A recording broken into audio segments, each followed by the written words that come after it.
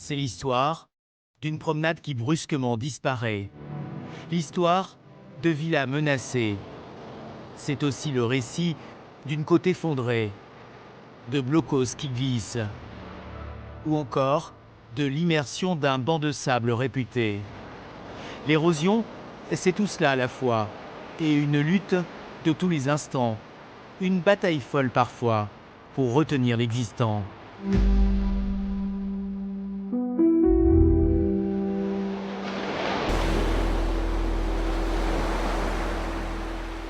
Biscarrosse-Plage, début février. Un pan de dune se détache, emporte avec lui un bout de promenade et même des bancs. Un recul du trait de côte sans précédent. Ça touche à des symboles. 25 mètres de trait de côte, c'est énorme. Pour se donner un repère, c'est une piscine. Donc on s'est perdu effectivement. 25 mètres, des falaises de 12 à 15 mètres de haut. Oui, ça bouscule effectivement. Sophie Monteau est directrice générale des services à la ville de Biscarrosse. On est amené depuis plusieurs années à vivre l'érosion. Ce qui était vraiment nouveau, c'est qu'on s'est pris un effet d'accélérateur et on a pratiquement 10 ans d'érosion qui est arrivé à un seul hiver. Au lendemain de l'effondrement, les habitués du front de mer étaient aussi sidérés. C'est pas nouveau, mais ça fait peur parce que c'est vrai que là, ça va vite. C'est arrivé, je trouve que c'est quand même assez violent là. Devant la nature, on est trop faible. C'est là qu'on se voit bien petit. De toute façon, on voit bien que l'océan approche de plus en plus vite. Un choc. Même si la promenade était fermée par précaution depuis quelques jours, on imagine le pire. Sur ces images de décembre, on devine encore les promeneurs. Au début étaient les tempêtes. Benjamin, Nils, Pedro, 120, 130 et même 162 km/h. Des coups de vent records et des submersions qui n'ont pas ménagé le littoral l'hiver dernier. L'Observatoire de la côte de Nouvelle-Aquitaine a organisé un réseau tempête, piloté par un ingénieur, Arthur Robinet. À partir de la mi-janvier jusqu'à la mi-février, en l'espace de 4-5 semaines, il y a eu un enchaînement de 8 événements assez significatifs et sans période de répit pour le littoral. Et donc cela a conduit finalement à créer de l'érosion sur de l'érosion sur de l'érosion. Résultat, c'est toute la côte qui a fait un bond en arrière, avec des points plus marqués. Non loin de la dune du Pilat, la plage du Petit-Nice s'est affaissée et ses falaises de sable affichent leur fragilité.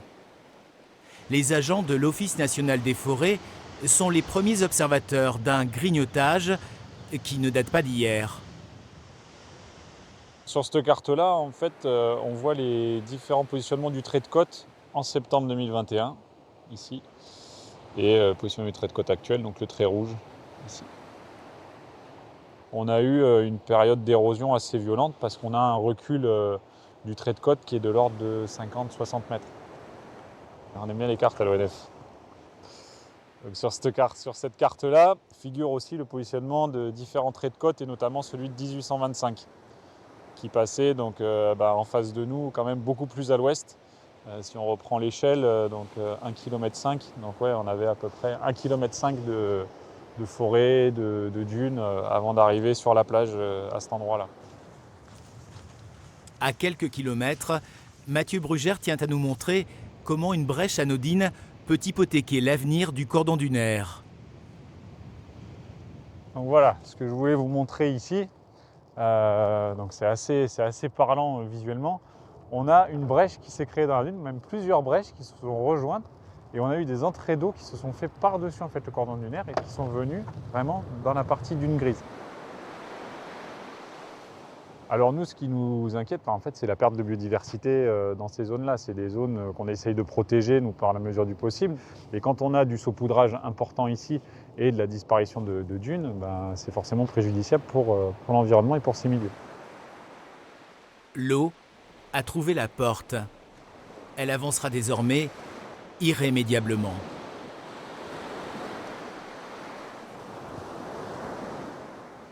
Il est un monument naturel qui regarde le monde changer. La dune du Pilat a face à elle le banc de sable le plus réputé de la façade atlantique, le banc d'Arguin.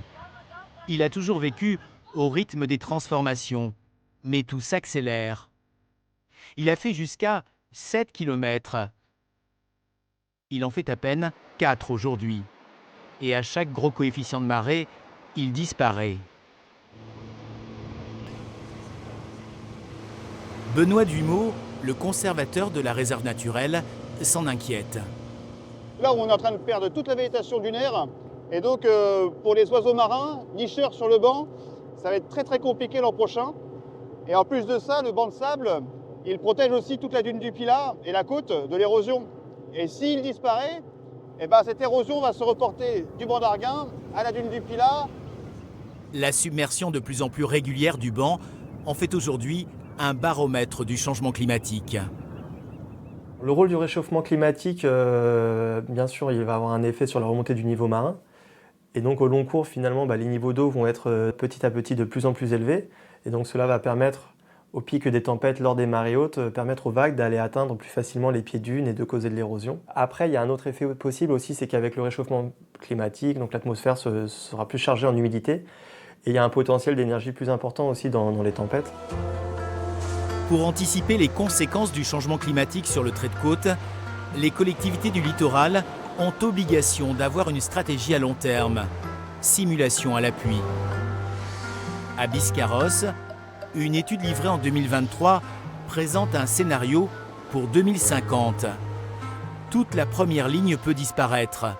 La maison des maîtres nageurs sauveteurs, le restaurant sur la plage, le grand hôtel, des résidences à l'arrière. Et les fameuses villas jumelles datant de 1912. Pour les propriétaires, un douloureux parcours a commencé. En plus. Il fait froid, oui, il y a du vent. Et voilà, nos jolies maisons de Biscarrosse. Alors là, ils en ont mis des arrêtés et ça s'arrache. Des arrêtés municipaux d'évacuation ont été pris. Depuis 2 ans, Brigitte et Patrick Meunier sont privés de leur petit appartement. C'est celui qui fait le coin, voilà, avec des terrasses, et voilà le coin, les deux volets roulants qui sont fermés là. Voilà, c'est là c'est notre appartement. On ne peut plus rentrer. Si on a besoin de quelque chose, de récupérer quelque chose, eh bien, il faut qu'on appelle la mairie pour que la police municipale se déplace. Nous accompagne. Et puis, tout à fait. nous accompagne jusqu'à notre appartement. Voilà, soi-disant, c'était parce qu'il y avait un péril imminent.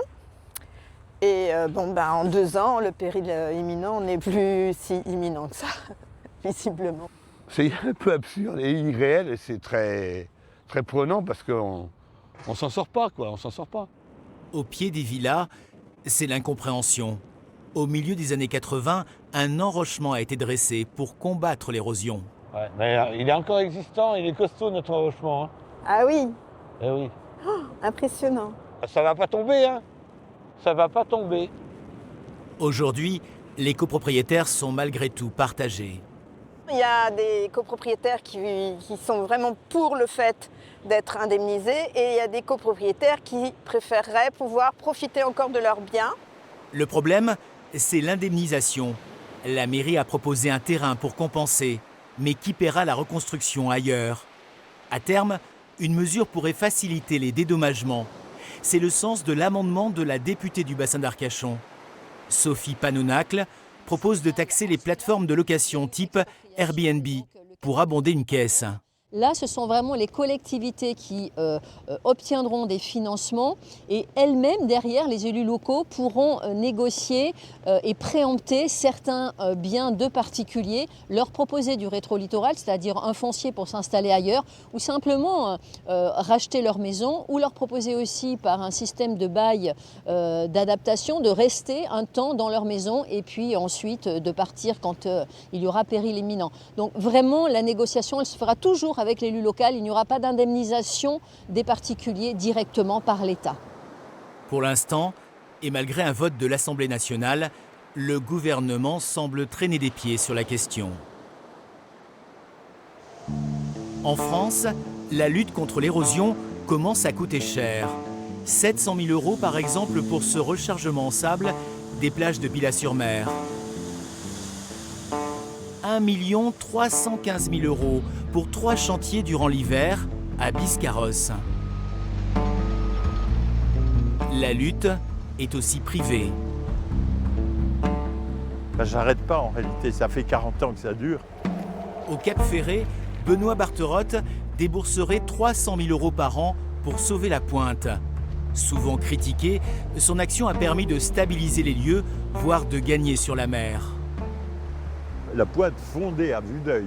Je dis à vue d'œil parce qu'on le voyait quelquefois en 3 jours. Elle n'était pas la même 3 jours après. Vous voyez, quand vous perdez 110 mètres dans l'année, vous voyez, c'est visible. Et donc à ce moment-là, la situation était considérée comme désespérée. Donc il y a un fou qui a fait la digue et j'ai fait 470 mètres. C'est énorme. C'est énorme parce qu'il faut près de 100 camions de matériaux pour faire 1 mètre de digue. Et de ce côté-là, la digue fonctionne comme un épi, elle recueille tout le sable que la houle enlève surtout de la côte du Médoc jusqu'ici. Donc ici, il arrive 1000 mètres cubes de sable par jour. Donc si je n'avais pas capté ce sable, je n'aurais pas pu faire ce cordon dunaire et le Ferret aurait été envahi. Si vous ne maîtrisez pas quelque chose, vous le subissez. Je suis quelqu'un qui n'est pas fâché avec la nature, qui n'est pas fâché, je ne suis pas un ennemi de la nature. Je travaille avec la nature, c'est pas pareil. Mais qu'adviendra-t-il quand cet ancien dirigeant d'une maison de couture ne sera plus là pour mettre son argent au fond de l'océan? Les dernières études menées pour le plan de prévention des risques littoraux se refusent d'ailleurs à tenir compte de ces aménagements.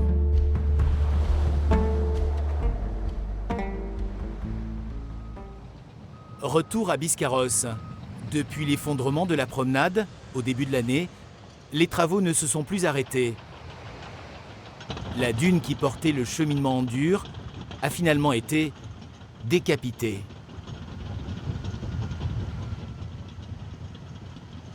C'est un peu le principe, on va dire qu'on l'affaiblit et on voit finalement de ce chantier une opportunité pour retravailler le profil de dune, procéder à une sorte d'écrêtage pour avoir moins de points hauts, moins de points durs et donc être moins friable avec l'érosion. Voilà.